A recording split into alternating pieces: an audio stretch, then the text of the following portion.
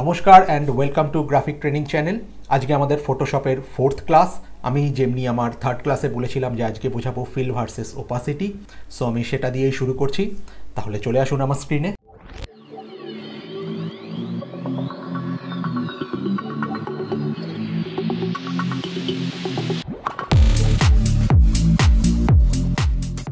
আমি আপনাদের দেখানোর জন্য একটা ডেমো ফাইল রেডি রেখেছি। দেখুন, এটা আমার ব্যাকগ্রাউন্ড ইমেজ, তার উপরে আমি দুটো টেক্সট নিয়েছি। এবার দেখুন, টেক্সটটা হোয়াইট আর ব্যাকগ্রাউন্ডটাও অলমোস্ট হোয়াইট। সো আমি এর মাঝখানে কী করেছি, আমার টেক্সট লেয়ারের ওপরে একটা ফিল লেয়ার নিয়েছি, ব্ল্যাক ফিল লেয়ার, যেটার ফিল কমানো। এইবার এইখানে আসছে এই ব্যাপারটা। ফিল কি?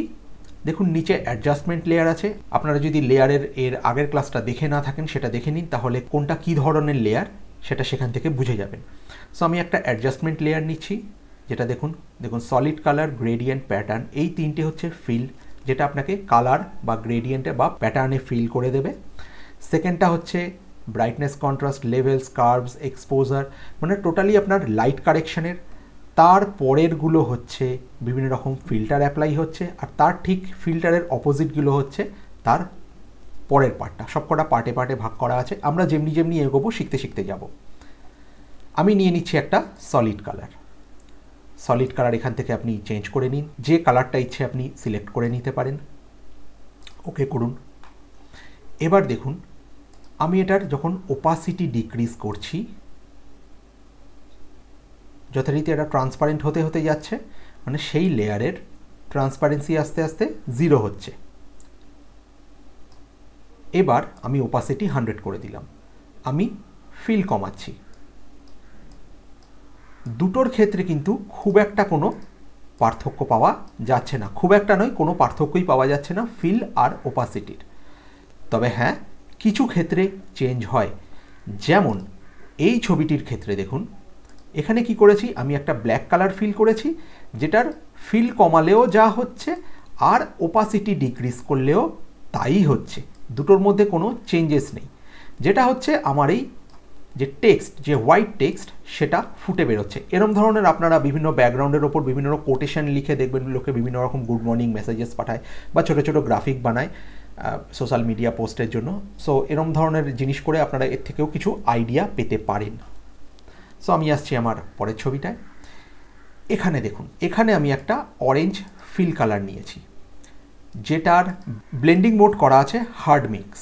আমি যদি এখানে ওপাসিটি ডিক্রিজ করি, কি হচ্ছে দেখুন, জাস্ট এই অ্যাডজাস্টমেন্ট লেয়ারটার ওপাসিটিটা কমছে, মানে এটা আস্তে আস্তে ট্রান্সপারেন্ট হচ্ছে। ঠিক আছে, এবারে যদি আমি এর ফিল ভ্যালু ডিক্রিজ করি, কি হয় দেখুন। দেখুন, ব্যাপারটা বেশ ইন্টারেস্টিং না? দেখুন, যেখানে আমি ওপাসিটি ডিক্রিজ করতে এটার ট্রান্সপারেন্সি কমছিল, কিন্তু ছবির মধ্যে কোনো ড্রামাটিক কিছু চেঞ্জ হচ্ছিল না, বা আমি সেরকম কিছু দেখতেও পাচ্ছিলাম না। উল্টে ছবিটা আমার খারাপ লাগছিল। কিন্তু যেখানে আমি ফিল চেঞ্জ করলাম, সেখানে কিন্তু এর মধ্যে একটা দারুণ চেঞ্জ এসে গেল। এটা কিন্তু এক প্রকারের কালার গ্রেডিং হয়ে গেল। বোঝাতে পারছি আপনাদের? ছবিটার কালারটাই পুরো চেঞ্জ হয়ে গেল, জিনিসটার মধ্যে একটা ড্রামাটিক এফেক্ট চলে এসছে। সো এখানেই আমাদের বুঝতে হবে যে কেন ফিল আর কেন ওপাসিটি। কয়েকটা ব্লেন্ড মোড আছে যেগুলোতে ফিল কাজ করে, আর বাকিগুলোতে ওপাসিটি আর ফিল একই রকমভাবে কাজ করে। এটা রইল সেটা লিস্ট, সেটা আপনারা দেখে নিতে পারেন যে কোনটায় কি হয় আর না হয়। এবারে সেম জিনিস যদি আমি এই ছবিটার উপরে অ্যাপ্লাই করি, আমি একটা নতুন অ্যাডজাস্টমেন্ট লেয়ার নিচ্ছি, সলিড কালার। আপনি চাইলে গ্রেডিয়েন্টও নিতে পারেন, আপনার ইচ্ছে। আপনি চলুন গ্রেডিয়েন্ট দিয়েই দেখাচ্ছি। গ্রেডিয়েন্ট নিয়ে আমরা বিস্তারিতভাবে আলোচনা করব, তবে এখনকার মতন এখানে কিছু রেডিমেড গ্রেডিয়েন্টস আছে, আপনারা সেগুলো ইউজ করতে পারেন। ঠিক আছে, আমি এটা নিলাম, ওকে করলাম, ওকে। এবার এটাকে আমি করে দিচ্ছি হার্ড মিক্স। দেখুন, এবার আমি যদি এটার ওপাসিটি ডিক্রিজ করি, কি হবে, এই হার্ড মিক্স যে লেয়ারটা, যে অ্যাডজাস্টমেন্ট লেয়ারটা, সেটার ট্রান্সপারেন্সি লেভেলটা আস্তে আস্তে কমছে, আস্তে আস্তে হতে হতে 0। সো আমার ছবির মধ্যে কোনো এফেক্ট নেই, একটা ছবি কখনোই এরমভাবে থাকে না। কিন্তু যদি আমি ফিলটা ডিক্রিজ করি, দেখুন এর মধ্যে আপনি একটা অন্যরকমই কালার টোন পাবেন। ছবিটা অনেকটা ওয়ার্ম টোন হয়ে গেল। এবারে আরেকটা মজার জিনিস দেখুন, যেমন ধরুন এর চুল কি হয়, চুল ব্ল্যাক হয়, আমি চাই স্কিনে ওয়ার্ম টোন থাকুক, চুলে চাই না। সো চুলের পার্টটা হচ্ছে ডার্ক পার্ট। যদি আমি এটাকে রিলিজ করতে চাই, তখন এই যে লেয়ারের যে ফাঁকা অংশটা দেখছেন ডান দিকে, যেখানে গ্রেডিয়েন্ট ফিল লেখা, তার ফাঁকা অংশটা, এখানে জাস্ট আপনি একটা ডাবল ক্লিক করুন। আপনার কাছে layer style dialogue box open হয়, যেখান থেকে আপনি থাকছেন ব্লেন্ডিং অপশানসে। ওখান থেকে আপনি চলে যাচ্ছেন সোজা নিচের এই অংশটা দেখুন, ব্লেন্ড ইফ। এখনকার মতন আমি জাস্ট একটা ওভারভিউ দিয়ে দিচ্ছি, কিন্তু ব্লেন্ড ইফ নিয়ে আমাদের একটা লম্বা ক্লাস হবে। এই ব্লেন্ড ইফ খুব ইম্পর্ট্যান্ট। সো এখানে দুটো জিনিস আছে, একটা হচ্ছে দিস লেয়ার, একটা হচ্ছে আন্ডারলাইং লেয়ার। সো আন্ডারলাইং লেয়ারটা আপনাকে বুঝতে হবে। আমরা এখানে কাজ করব আন্ডারলাইং লেয়ার নিয়ে। আন্ডারলাইং লেয়ার বলতে আমি যে লেয়ারটায় আছি তার নিচের লেয়ারটা। আমি আছি ডার্কে, আমি চাইছি না যে ডার্কে এই অংশটা দেখা যাক, মানে এই কালারটা দেখা যাক। এবার দেখুন আমি যখনই এটা জুম করে দেখালে আপনারা বুঝবেন ভালো করে। দেখুন জুম করলাম, সরি আরেকবার আনতে হবে এটাকে।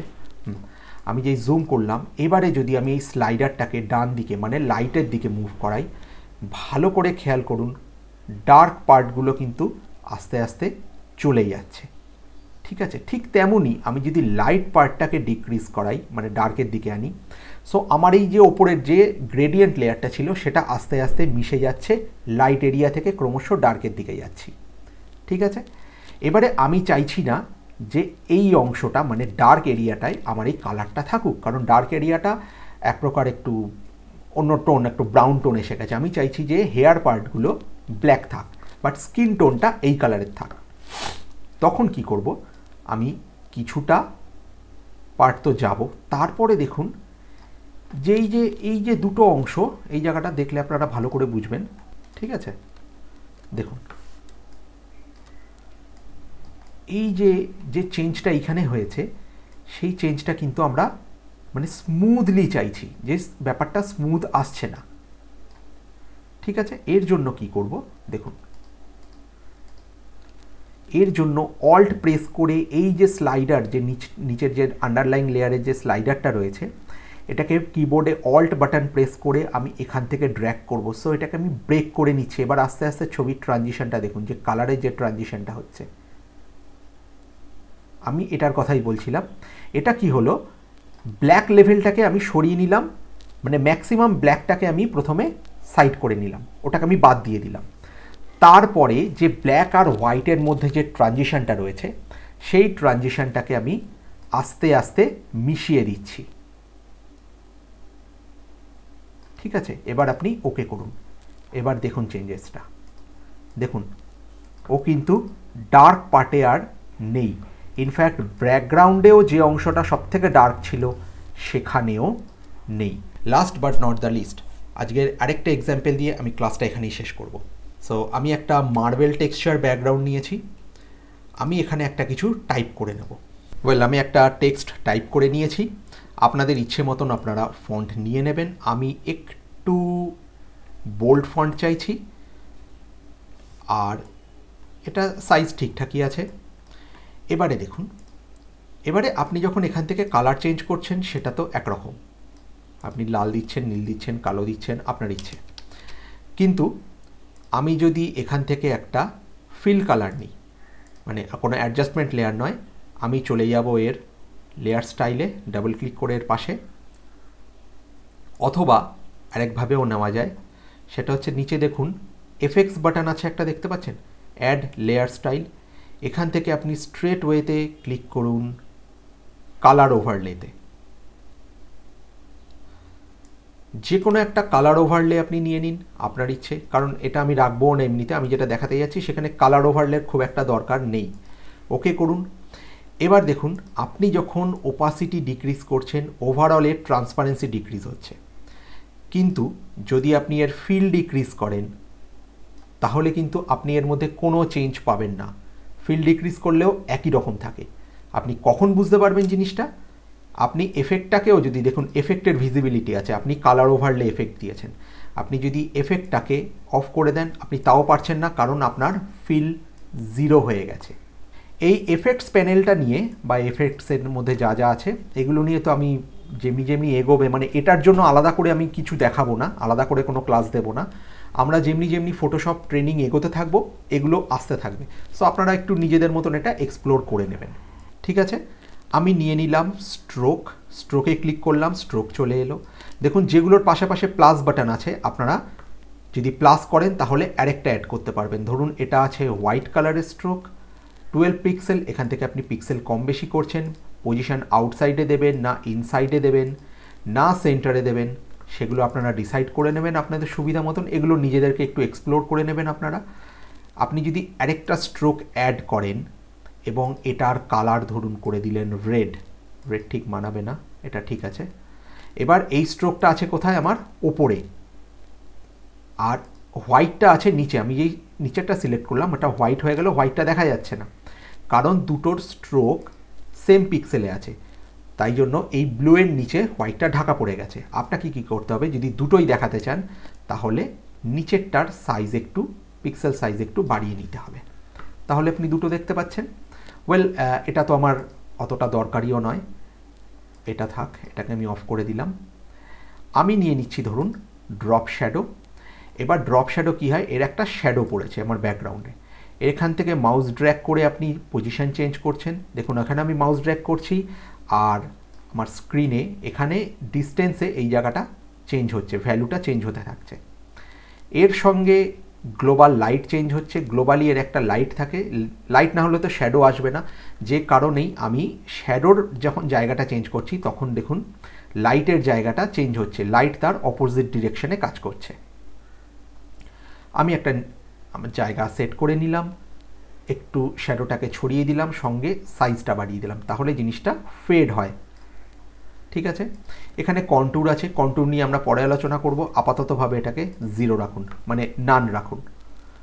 ঠিক আছে, এবারে মজাটা দেখুন, আমি স্ট্রোক নিয়েছি, কালার ওভারলে নিয়েছি, ড্রপ শ্যাডো নিয়েছি, ওকে করে আমি বেরিয়ে এলাম। এবার যদি এখান থেকে আমি ফিলটা, ওপাসিটি অফ করলে তো পুরোটাই ট্রান্সপারেন্ট হবে, কিন্তু এখান থেকে যদি আমি ফিল অফ করে দিই তাহলে কি হবে দেখুন, আমি টোটাল ফিলটাকে 0 করে দিলাম।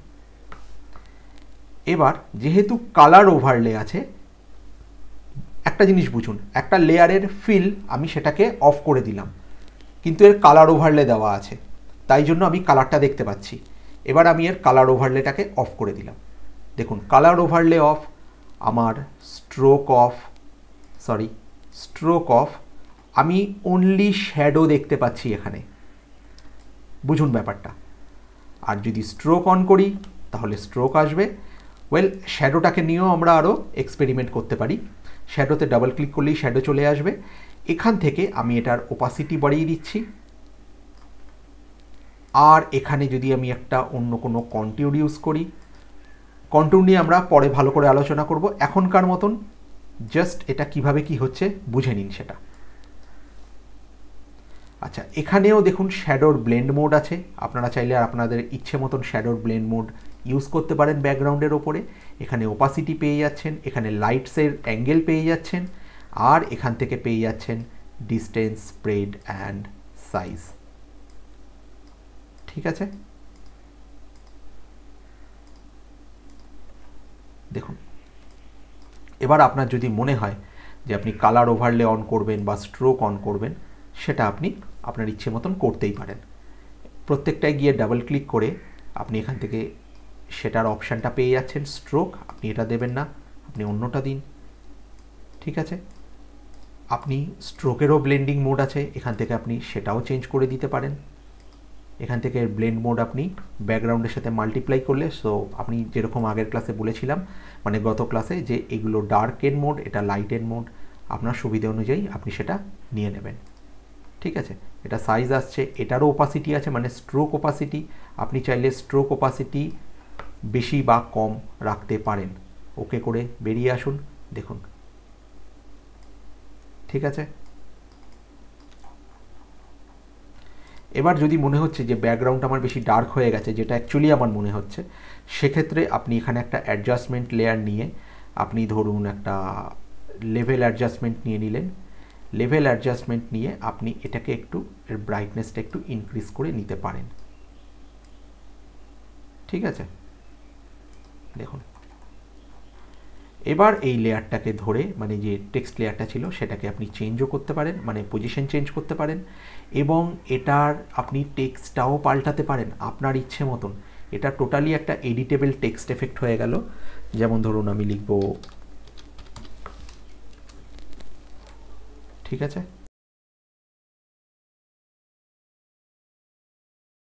দেখবেন কিছু রিসোর্স ওয়েবসাইটস যাদের কাছে আমরা বিভিন্ন রিসোর্স ডাউনলোড করে থাকি, সেখানে এরকম ধরনের আপনারা টেক্সট এফেক্ট পাবেন। সো এগুলো রেডিমেড টেক্সট এফেক্ট, এগুলো আপনিও বানাতে পারেন এখন থেকে, এবং বানিয়ে সেই ধরনের সাইটে আপনি সেলও করতে পারেন এগুলো দিয়ে।